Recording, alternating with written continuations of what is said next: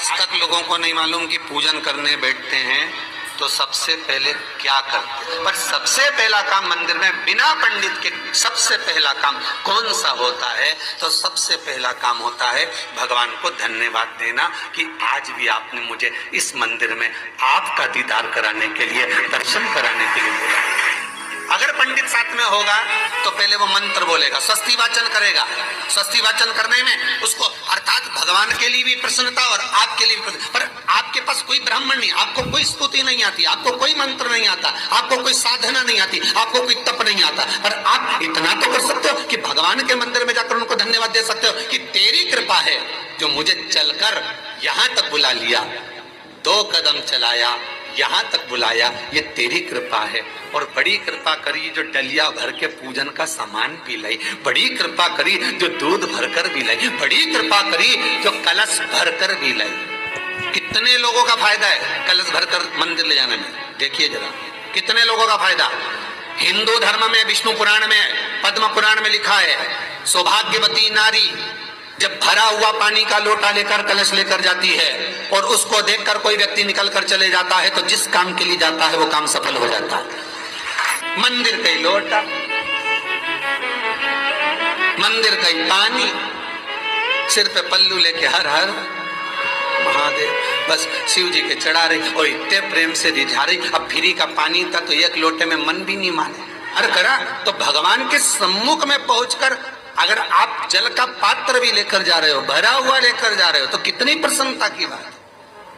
हिंदू धर्म की रीति है, जिस पात्र को हम जल चढ़ाने लेकर जाते हैं उस पात्र में भगवान के चरणों का जल लाते हैं, खाली पात्र नहीं लाते। क्या लाते हैं? भगवान के चरणों का जल। उस चरणों तक को लेकर आए, घर में रखा, सबने अपने नैनों में लगाया, हृदय में लगाया, चित्तवृत्ति में लगाया। खाली पात्र हम लेकर वापस नहीं आ रहे हैं।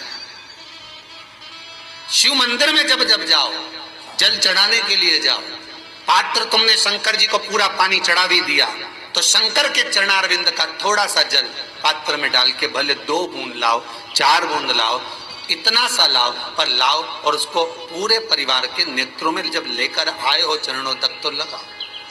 पर खाली पात्र नहीं लेकर। खाली पात्र लाने में ध्यान दीजिए, जब आप पूरा जल समर्पित कर देते हैं, जल समर्पित भी पूरा करना है, भगवान को चढ़ा रहे हो तो पूरा समर्पण होना चाहिए, पूर्ण समर्पण। इसलिए शंकर भगवान को अधूरा समर्पण नहीं, इसलिए श्रीफल भी पूर्ण चढ़ता है। शंकर जी के मंदिर में श्रीफल नहीं फूटता, पूर्ण श्रीफल, बेलपत्री भी पूरी, चावल का दाना भी चढ़ेगा तो आखा, फल भी चढ़ेगा तो आखा, फूल भी चढ़ेगा तो आखा। भगवान के चरण की रज जब हमारे घर में प्रवेश करेगी तो हमारा आत्म कल्याण तो स्वतः ही हो जाएगा। शिव करुणा कर ही देंगे। पर कई लोगों की आदत रहती है, और आपने भी गलती करी होगी, गए होगे, चढ़ाकर भी आए होगे, पूरा पानी भी उंडेल कर आए होगे, चढ़ा भी दिया, छोड़ भी आए, पर लेकर नहीं आए होगे। कई लोग गलती कर जाते हैं और फिर बाद में कहते हैं हम तो इतने साल से पूजन कर रहे हैं, भगवान हमारी सुन ही नहीं दिया। तो भगवान के मैं तो तैयार बैठा, पर तू नवा के चली जाए, लेके तो कहीं जाए नहीं। तो भगवान थोड़ी ना कहेगा कि तू मेरे पास में आए तो मेरे चरण की रज लेकर जा। भगवान थोड़ी ना कहेगा कि मेरे पास में आकर तू ये लेकर जा। भगवान तो कहेगा मेरे पास में आया है, मांगना कुछ मत, बस मुझे जो स्नान कराया है मेरा चरणों तक लेकर जा, छीड़ दे पूरे घर में, संपदा भरना मेरा काम है। जहां मेरी चरण की रज पहुंच गई वहां संपदा स्वतः पहुंचती, मैं वहां पहुंच जाता, तो चरणों तक ले जा। पर लोग ले जाते हैं, पूजन करते, कलश भी उड़ेलते, जल भी चढ़ाते, पर आते समय खाली लेकर आ जाते। भगवान को इतना बुरा लगता, मेरे दरवाजे से खाली जाए, मुझे कितना बुरा लगेगा। जो आए वो भर कर जाए, भले 2 बूंद लेकर आओ, पर उसमें चरणों तक थोड़ा सा लेकर अवश्य आए। उसी तरह जल चढ़ाने के बाद हम जब लेकर आते हैं पात्र के अंदर, ये उसमें उसकी बरकत है। गर्ग संहिता में दूसरी चीज कही, उसको भी समझ लीजिए। गर्ग संहिता में कहा गया, जब आप घर से जल लेकर जाते हो भरकर, तो ये सृष्टि की जितनी नदियां हैं, पृथ्वी पर जितनी नदियां विद्यमान हैं, जितने तालाब, जितने सरोवर, जितने कुंड, जितने विराजमान हैं, उन सारे तीर्थों का जल जब आप घर से लेकर निकलते हो तो वो तीर्थ का संपूर्ण जल आपके कलश में आ जाता है। और जब आप उस जल को शिव पर समर्पित कर देती हो और 2 बूंद चरणागत लेकर जब जाती हो, तो शिव महापुराण गर्ग संहिता पद्म पुराण कहती है वो जल साधारण नहीं रहता, वो गंगा जल बनकर तुम्हारे घर को पवित्र करने के लिए पहुंच जाता है। वो पवित्र गंगा जल बने, उसको लेकर प्रवेश कर। हम बार बार कहेंगे भगवान के मंदिर जब भी जाओ ना, चेहरे पर प्रसन्नता होना चाहिए। किसी से मिलने जाओ ना, चेहरे पर अगर प्रसन्नता नहीं और ऐसे ही पहुंच गए ना तो वो श्रेष्ठता नहीं मानी गई। तुम तुम्हारी बहन के घर जाओ, सती मैया जलकर भस्म क्यों हुई? माता सती के भस्म होने का कारण क्या था?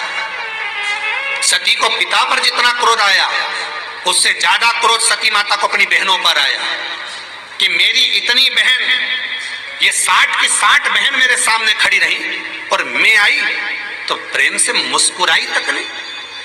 आप किसी के यहाँ जाओ और कोई के यहाँ पहुंचे और जाते से ही आप उस पहुंचे और कहा जी जी राधे राधे, जय श्री कृष्णा, हर हर महादेव, श्री शिवाय नमस्तुभ्यम, ओम नमः शिवाय आपने बोला और उसके चेहरे पर प्रसन्नता नहीं आया तो ऐसे घर में जाने से कोई फायदा है क्या?